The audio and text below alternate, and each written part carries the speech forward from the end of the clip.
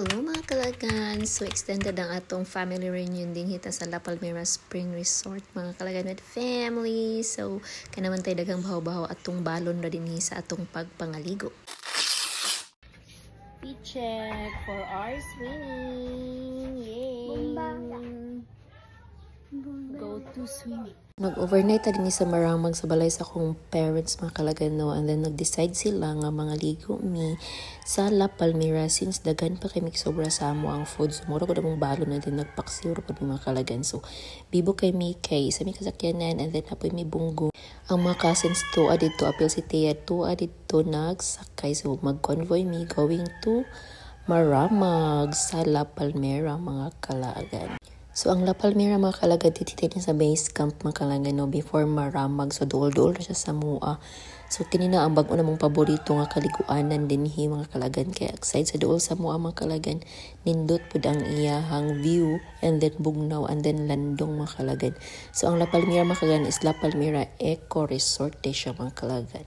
Kaya nga no mga kalagad, tungod kay daghan kay siya og palm trees mga kalaagan or palmera plant mga kalagan. So, ang entrance fee is 50 pesos mga kalagan. 2 years old above mga kalagan. No? So, barato pa kaayo. I-compare nimo sa uban yung kaliguanan niya na sa mga 100 pataas mga kalaagan. Same init po ilahang kaliguanan. Pero amot lang gining Pinoy mo. Gani maligo kay magpainit pag sunbathing. Kita niya mangita taglandong kay mahadlok tamo ito. Nga mura ba natog kaputi. So, ang excited kayo kay mag-swimming na po daw siya makalagan. Actually, napod niyo kauban yung mga nangimotor ako mga auntie o angkol. O diba, one big family. Gid mi din extension sa family reunion mga kalagan. So, nanami with my baby Tongtong. So, let's go. Let's explore. So, look.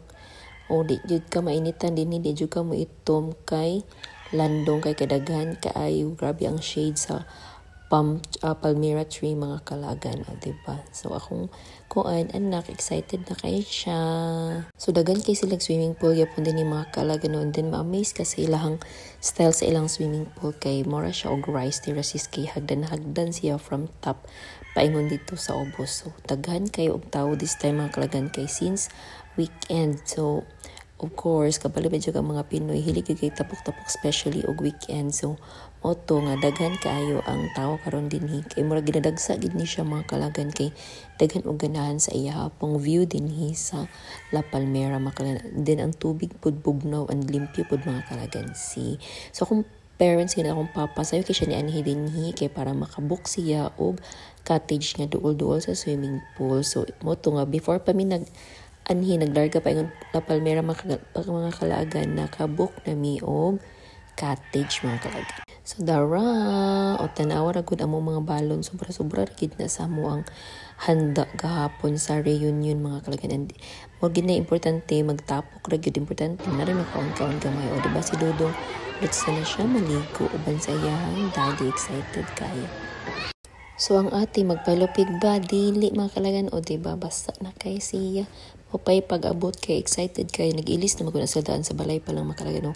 And then ang inyong kalagan, of course mag-vlog sa tanit, mag-picture kay dugay pa man kita mo tuslo kay kandingon man kay ta joke. Bitaw si gab-gab na lingaw pud siya kay bugnaw kay ang tubig, and then iharap pug matugkad ang tubig mga kalagan. So ang pangbata nara siya sa tunga, so grabe accessible kay siya sa mga parentals na magbantay sa mga bata. So ang lolo enjoy pud kayo sa mga apo, ligo-ligo with mga kiddo. So kano sa katamo tusloan nga busy pa man kay tagtuyok-tuyok dinhi og vlog mga kalagan oy. O diba ang ati, and then ang dungdong. Nice pud kay ni ang swimming nga family bonding mga kalagan ba. Especially akong mga kids nga hilig yun kay sila og langoy-langoy. So tuod man, congratulations to me kay naligo na gyud ang inyong kalaagan. Ano ko kaagwanta mga kalagan kay igang na kayo kagikan may nag-jogging anang morning, and then naglahos na dayon ni og pangaligo din ni sa La Palmera. So init kaayo, igang kaayo, and then pilit kay ang lawas. That's why wa na kaagwanta na ligo na gyud ang inyong kalaagan.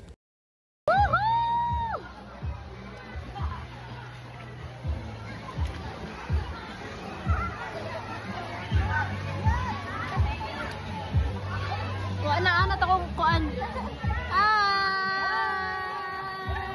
Nakatuslog na mi.